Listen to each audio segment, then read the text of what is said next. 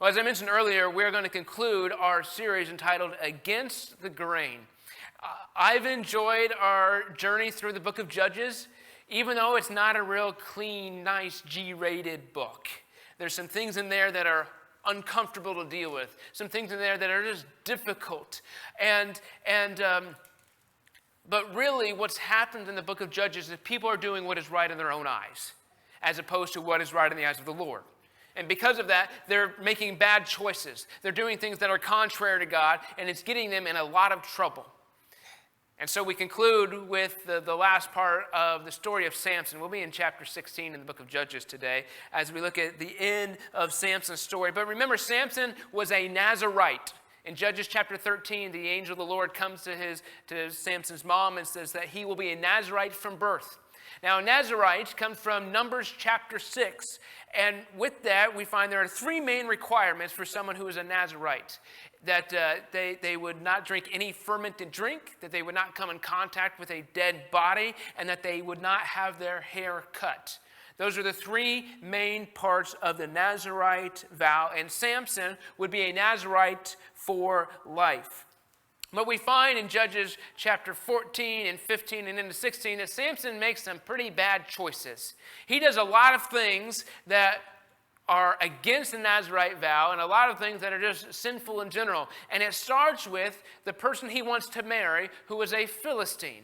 And we find that God has clearly told his people not to marry with those who are outside of the Israelite community, not for some ethnic purity issue or ethnic superiority issue, but because of a spiritual issue that people who are not following Yahweh would lead you away from Yahweh. But this woman looked good in his own eyes, which epitomizes the problem in the book of Judges.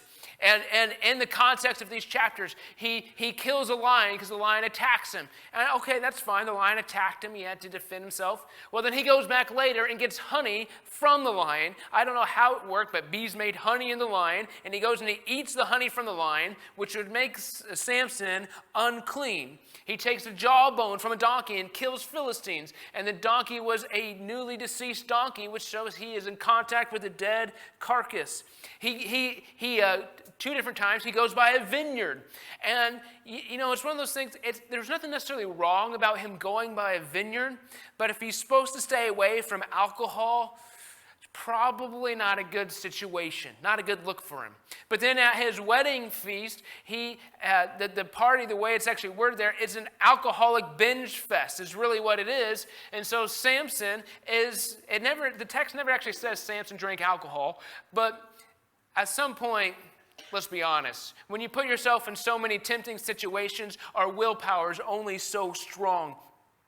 But we see that most of these instances that Samson encountered, a lot of them were pretty small. But as we talked about last week, casual compromises accumulate catastrophic consequences. That these little compromises that we make over here add up and compound interest becomes really, really big. But to this point, Samson has always found a way to get out of trouble. Even though he's put himself in difficult circumstances, even though he's made bad choices, he's always found a way to overcome, to get out, to escape and somehow. But we come to Judges chapter 16. We're going to start in verse 4. So sometime later, Samson fell in love with a woman named Delilah. The rulers of the Philistines went to her and said, "Entice Samson to tell us what makes him so strong and how he can be overpowered and tied up securely. Then each of us will give you 1,100 pieces of silver." And let's pause there for a little bit. We find that Samson fell in love with Delilah. Now, Delilah, her ethnicity or where she's from is a little bit debated. She could have been a Philistine. She could have been an Israelite. She could have been a Canaanite. There's not real conclusive evidence for where she was. And on some level, there's a hope that she is an Israelite. And so we have this thought, maybe Samson is finally coming home. Maybe he's finally settling down. Maybe he's finally getting to where he should be spiritually. But the name Delilah means flirtatious, which kind of epitomizes Samson's life. He always flirted with danger. He played with fire. He always lived on the edge of well, is it really that bad? But some let's say that the name Delilah is the Hebrew word, or the root word dalal, which is to weaken or to impoverish. And I would say that that's what Delilah ended up doing to Samson. She weakens him. She basically impoverishes him, and so he no longer has his strength. And as I think about Samson, I've wondered, is he just hooked on danger? Is he a risk junkie? Just wants to take all these risks, always living on the edge. But the Philistines come to Delilah. And we see that Samson fell in love with Delilah, but did Delilah actually love Samson? Well, her love had a price, at least. These Philistine leaders came and they would give her a large sum of money. Now, so whether Delilah was a Philistine or Canaanite or Israelite or whatever, we don't know, but she was at least sympathetic to the Philistines. She saw an opportunity to get her ahead financially, and she took advantage of it. But see, the Philistines are desperate. They are giving her this large sum of money because Samson is a problem that they cannot solve. And so she agrees, and she goes to Samson and says, what is the secret to your strength? And the first thing he tells her is he said, if he is tied in 7 bowstrings that have not yet been dried up, then he'll become weak as any man. And so the next night, Samson falls asleep. Delilah ties him up with the 7 bowstrings that have never been dried up, and then she yells, Samson, the Philistines are coming, and the Philistines rush out of the closet, at least in my mind. I don't know exactly where they were, but and they try to trap Samson, and he breaks the bowstrings and escapes them.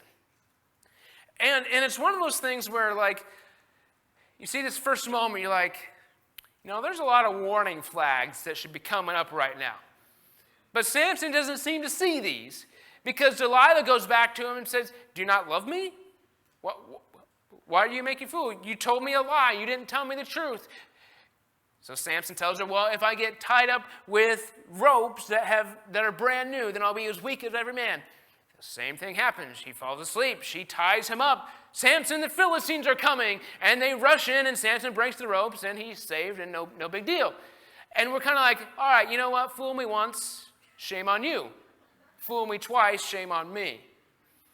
Well, Delilah comes back to Samson and says, hold on. You're telling me a lie. What's the actual truth? And then he goes on to say that if his hair is weaved into a loom, then he'll become as weak as any man. So Delilah does that. Hair is in the loom. Samson, the Philistines are coming. The Philistines come in. Samson gets free from the loom, which was kind of probably a weird, awkward thing. You think of a loom, like the hair just hanging out in the room. And Samson is saved. Warning flags, warning flags, warning flags. Now the first two, the bowstrings and the ropes, we're probably not real nervous at that point. I mean, we're probably thinking, Samson, what's going on in your mind? Why are you not seeing the deception that is happening here? I mean, we see that Delilah is untrustworthy. Now, I recognize we're seeing this from a bird's eye view. We're seeing the whole story together, and many people know how the story ends. And so you already see where it's going of how Samson should not be trusting Delilah. We also don't know how long of a time period there is between attempt 1 and attempt 2. So it could be a long time that Delilah is really slow playing this. But she tries to bind Samson, and he continues to get free. So we see Samson keeps flirting with danger, keeps going back to that. See, Delilah shows that she clearly cannot be trusted, but yet Samson still does not leave her. He is blinded by his desire for her. But the third attempt starts to make us a little bit anxious when we think about it, because it's getting much closer to the actual source of his strength. We're talking about his hair now. Now, that's a little kind of strange for us to think that his hair actually gives him strength, but it was connected to his Nazirite vow. And so suspense is building, even though Samson seems oblivious to Delilah's intent. Samson keeps flirting with danger. He keeps getting closer and closer. One of the interesting things about the book of Judges is how the different stories are connected or allude to each other. And in this, when it talks about Delilah putting the loom pin in. It uses the word thrust in my translation, but it's the same word that is used in Judges chapter 4. Remember Judges chapter 4, we have Deborah, Barak, and Jael. And when Sisera, who is the enemy general, escapes, he finds shelter in the tent of Jael. And through a series of events, she ends up driving a tent peg through his temple. Real gruesome story. But we see that same word of driving the tent peg is the same word of Delilah thrusting the loom pin. So we see that there's subtle hints that we're seeing of connecting these stories together, that danger is there. But let's continue in verse 15. It says, then Delilah pouted. How can you tell me I love you when you don't share your secrets with me? You've made fun of me 3 times now, and you still haven't told me what makes you so strong. She tormented him with her nagging day after day until he was sick to death of it. Finally, Samson shared his secret with her. My hair has never been cut, he confessed, for I was dedicated to God as a Nazirite from birth. If my head were shaved, my strength would leave me, and I would become weak as anyone else. Delilah realized he had finally told her the truth, so she sent for the Philistine rulers. Come back one more time, for he has finally told me his secrets. So the Philistine rulers returned with their money in their hands. Delilah lulled Samson to sleep with his head in her lap. Then she called in a man to shave off the 7 locks of his hair. In this way she began to bring him down, and his strength left him. Then she cried out, Samson, the Philistines have come to capture you. When he woke up, he thought, I will do as before and shake myself free. But he realized the Lord had left him. So the Philistines captured him and gouged out his eyes. They took him to Gaza, where he was bound with bronze chains and forced to grind grain in the prison. But before long, his hair began to grow back. So he finally tells Delilah the truth. She nags him day in and day out. She pesters him until finally, as the text literally says, he was tired to death. Like she wore him out with her constant asking. And so we see that Samson is blinded for his desire for Delilah. Even though we see these red flags, his poor decision making is finally catching up to him. Samson has flirted with danger so many times, he finally got to a point where all these casual compromises brought catastrophic consequences. He finally got to that point where he could no longer get out of it himself. But him being tired to death is some foreshadowing of his actual death. Because of his strength left him, it would lead to his death. Now, what's interesting with this that I find, Samson acknowledges the Nazirite vow. So there's no excuse that Samson was ignorant of it, that he just didn't know. He knew the Nazirite vow, and yet he continually broke it time and time again. So Delilah shaves his hair, takes off all of his hair, and in verse 20 we find it says, then God left him. Now, in that moment, Samson doesn't seem to realize that God left him, because he wakes up and says, well, I'll just do what I've done in the past. I'll use my brute strength to get out of a difficult situation. I'll by force get free from these chains that are trying to bind me. I mean, he assumes his strength is still there. And honestly, why not? Samson has broken all the other Nazirite vows up to this point. He's done all these things contrary to God. He's done things that are sinful. Why would my strength leave me? I mean, his arrogance is really showing in this moment that, well, bad things didn't happen in the past, or I was able to get out of those things in the past. Why can't I still have my strength? So Samson viewed his strength as it's this thing that he could wield at his pleasure. It had nothing to do with his spiritual nature. It was just his to use however he desired. He was living for himself. And as we look at Samson's life, we find that he was rash, that he was unteachable, he was vindictive. But maybe the shaving of the head was the straw that broke the camel's back. Remember, these casual compromises accumulate things. There's issues that come from that. But the chapter ends, and I think it's real interesting. It says, and Samson's hair began to grow back. Well, of course it did. I mean, there are a few of you that says the hair doesn't grow back like it used to, But in general, when we cut hair, it grows back. I mean, why is that noteworthy? Why was that actually put in the Bible? Why did that make the cut when they're trying to figure out what to share in this Bible story? And so maybe it has a spiritual meaning that God wasn't actually done with Samson yet. Even though Samson had made all of these mistakes, even though Samson had made these poor choices and put himself in these poor predicaments, even though he had made his bed and he's now sleeping in it, God says, I've still got more for you. I am not done with you. Maybe there's something left. Maybe there's something that Samson can still do. Maybe there is still hope. But on some level, I think it's interesting when you consider the Philistines allowed the hair to grow back. They assumed that once they gained victory, that's all that really needed to happen. The Philistines' view of how this transpired shows their limited view of God. See, they believed that once the vow was broken, then Samson's strength would be gone. See, Samson's strength didn't come from his vow. It came from the God to who he made the vow. Right? It wasn't about his vow. It's not about this ritual that Samson endured or about this ceremony that he went through. It was about the power of God, not Samson's ritual. And so we can talk about, our power here is not because we're here. It's not in the songs. It's not in the publisher of the songs. It's not in the whatever we're doing. It's the power of God. That's where the power resides in what we're doing. But the Philistines only understood deities, their gods, as conditional. That they could be appeased. That if you please the God, then they would do this for them. And so, with Samson already defeated, there's nothing he could do to appease his God anymore. But when we look through the book of Judges, we see that God is a God of grace. He's a God who seeks his people. He's a God who endures great long suffering, even though these people that are his people are imperfect. God has patience with us.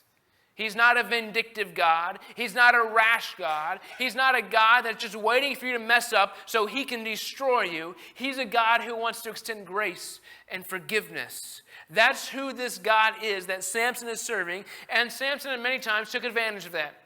Samson many times did things that disrespected God, but God loves his people and seeks them. But Samson's story ends in verse 23 when the Philistine rulers held a great festival, offering sacrifices and praising their god Dagon. When the people saw Samson, they praised their God, saying, "Our God has delivered our enemy to us. The one who killed so many of us is now in our power." Half drunk by now, the people demanded, "Bring out Samson so he can amuse us." So he was brought out from the prison to amuse them, and they had him stand between the pillars supporting the roof. Samson said to the young servant who was leading him by the hand, "Place my hands against the pillars that hold up the temple. I want to rest against them." Now the temple was completely filled with the people. All the Philistine rulers were there, and there were about 3,000 men and women on the roof who were watching as Samson amused them. Then Samson prayed to the Lord, "Sovereign Lord, remember me again. Oh God, please strengthen me just one more time. With one blow, let me pay back the Philistines for the loss of my 2 eyes." Then Samson put his hands on the 2 center pillars that held up the temple, pushing against them with both hands. He prayed, "Let me die with the Philistines." And the temple crashed down on the Philistine rulers and all the people. So he killed more people when he died than he had during his lifetime. Later, his brothers and other relatives went down to get his body. They took him back home and buried him where his father was buried. Samson had judged Israel for 20 years. So the Philistines believed that their god, Dagon, had given them victory over the Israelite God that was Yahweh, as well as giving them victory over Samson. And one of the interesting things about God is that God ties his reputation to his people. God tied his reputation to Samson, and Samson made many mistakes. He had made many choices that were contrary to what God wanted, but God's reputation was tied to Samson. Not as though God is dependent upon us, but God chooses to work in and through us. I say many times that God has called us to be active participants in his plan. Not because God needs us, not because we can do it better than God, but because God extends his love by inviting us to join him in his mission. Samson didn't always do it perfectly. And because of that, he got into a lot of trouble. And he was actually treated very poorly. His eyes were gouged out. His head was shaved. He was treated in a way that was really like a captive of war. Like he was treated as a slave, as something that was used for the people's amusement. See, instead of bringing glory to Yahweh, Samson allowed the Philistines to celebrate their pagan god, Dagon. Dagon was the god of rain. Now, if you remember, Samson had a moment of vengeance where he caught 300 foxes, tied them together in pairs, then tied a torch to them somehow, and then let the pairs of foxes loose with their torches that then went and caused a lot of chaos, caused a lot of problems, but it burned a lot of the crops. And so now their god Dagon had given them victory over this fire-bringing individual, so now their crops could grow again. That Dagon had brought vengeance on Samson. Samson was now a toy, something to be mocked, something to bring in entertainment or humiliation to himself. He was in a situation where he really had no hope. He was blind, but he was led to the temple pillars. People wanted just to laugh at him, but I think if we say all they did was laugh at him, that would probably be pretty tame. They probably abused him, threw stuff at him, spit on him.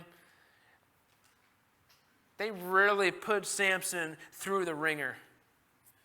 But remember, in Judges chapter 13, the angel of the Lord told Samson's mom that through Samson, God would begin the deliverance of the Philistines. They would begin to deliver Israel from the hands of the Philistines. And so God was not yet done with Samson.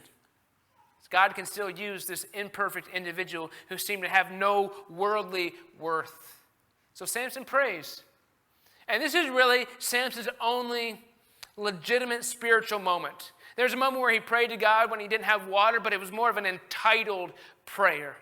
This was a prayer of a broken individual going to God. And Samson's story as judge is different from the other stories of the judges, in the sense of every other story has a moment where the people of God cry out to the Lord for deliverance. They are oppressed by the enemies, and they cry out to the Lord. But Samson doesn't have anybody else in that story. There's not a time where the people of God cry out. Instead, Samson takes their place. He cries out to God. And he cried out in the same way, because this cry out was not a sign of repentance. It was a, hey, we got caught. We need your help. Can you fix this? Can you solve our problem? And Samson asked God to take revenge on the Philistines. So on some level, we question, has Samson even really grown as an individual? He's still focused on vengeance. He's still focused on balancing the scales of justice and bringing destruction. He's the same mentality. Now, I think there's some humility in there. He didn't ask about being rescued. He just asked God to bring his deliverance on for Israel against the Philistines. See, Samson on some levels is still blind spiritually to what God is doing, but God can still use him. And as we think of Samson, it's a tragic story of unrealized potential. A story where he had so much that he could have done, but yet he didn't because he got in his own way. So did Samson actually bring victory? I mean, he died in this moment. He killed more Philistines in his death than he did throughout his entire life. So it's a tragic story. But we see through Samson, God begins the deliverance process. But Samson, and as the text notes, he got a worthy burial. His family came, they got him, and they buried him with his family. And so he was honored in that way. But Samson's life that was full of secrets, of riddles and deceit, ended in deceit. Going up to those pillars where everybody was mocking him, everybody was making fun of him, and nobody thought he could do anything, but yet, in a moment of deception, God was able to use him to bring deliverance. But as I think about Samson's story, no matter how tragic it is, no matter how much more potential he could have realized, I recognize it's better to die for Jesus than live for myself. It's better to get rid of my ambition, my desire, all the things in this world I want. It's better to die to those things and live, or to die for Jesus than to live for those things. Because Samson spent his entire life seeking his own desires. He spent his entire life doing what he wanted, and his life was tragic. I fear there's so many people in this world doing that. I fear there's so many people who are trying to follow Jesus, but yet they're still doing that as well. We have all this unrealized potential. We're living for ourselves, and because of that, our life is tragic. So even in victory, Samson's story is tragic. His eyes were gouged out, and he was made blind to the larger purposes of what God was doing. And when we look at Samson's story, we see that God invested a lot of divine energy in Samson. I mean, there are 4 chapters dedicated solely to Samson's story. God invested a lot in his story, only to begin the deliverance. See, the most important moment of Samson's life was his death. And at his death is really the only time he performs a role of rescuer, even though it was still out of vengeance and revenge. Samson was rejected. He was chained. He was beaten. He was alone. He was dying. And on some ways, Samson points to our future hope in the Messiah as someone who would sacrifice themselves for us. Now, Samson was imperfect, and there are many ways he doesn't measure up to the Messiah, but he gave himself for his people. So again, I come back to the realization that it's better to die for Jesus than live for myself. Samson represents the last judge. Now, technically, they consider Samuel a judge, but in the book of Judges, Samson is the last judge. And on some levels, we see that the office of judge dies with Samson. And whether that was something God planned or however that worked, but Israel is moving into a new era. But Samson embodies Israel, embodies the people of God. In many ways that he's vindictive, he's selfish, he's arrogant. But through Samson, we see how Israel is marching towards a monarchy, marching towards a king, but also towards exile at the same point.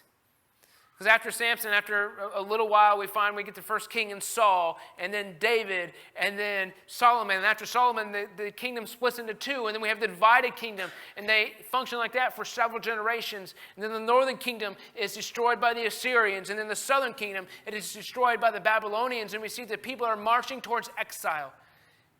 Samson alludes to that. And really, the Philistines also allude to that, and as well as that when the temple of Dagon was destroyed, it showed that the Philistines, that God is beginning the deliverance. That the Philistines, their demise was coming, and when the temple in Jerusalem was destroyed, it showed that God's people were marching towards exile as well. So we see a lot of warnings in the story of Samson, a lot of things that we can learn from. He was prideful, boastful, arrogant, selfish, vengeful, rash. But Samson's story ends in Judges chapter 16. There are 5 more chapters in the book of Judges. There's no more judge. There are 5 more chapters in the book of Judges. And if you think it's been bad so far, it only gets worse. And what happens is the people continue to do what is right in their own eyes. Our series has been against the grain, about not doing things that are right in our own eyes, about doing things that are right in the eyes of the Lord. Because what happens in Israel, all these people are doing what is right in their own eyes. They choose sinful choice after sinful choice after sinful choice, and they devour each other. So I wonder what would happen if the church took a step back and said, you know what? I'm not going to worry about my own preferences. I'm not going to worry about how things look in my own eyes. I only can worry about how things look in the eyes of God. That if we don't start there, you know what's going to happen? We're eventually going to devour ourselves. We're going to get hissy fits and we're going to leave. And there's going to be a path of destruction that follows us all the way. So I say again, it's better to die for Jesus than live for myself. There are so many opportunities I have to follow my selfish desires. And I have to admit, like Samson, I'm a lot less perfect than I would like to be. But I serve a Savior that is perfect. I serve a Savior that says, come to me and I can clean you. Not that we're above sin, not that we get to the point where sin is impossible, but we get to the point where we can be so focused on Jesus that we follow him faithfully. And we keep our eyes fixed on him, and we do what is right in the eyes of the Lord, not what is right in our own eyes. Because there's a battle going there. You're either going to do one or the other. You're either going to live for Jesus or you're going to live for yourself. You can't do both.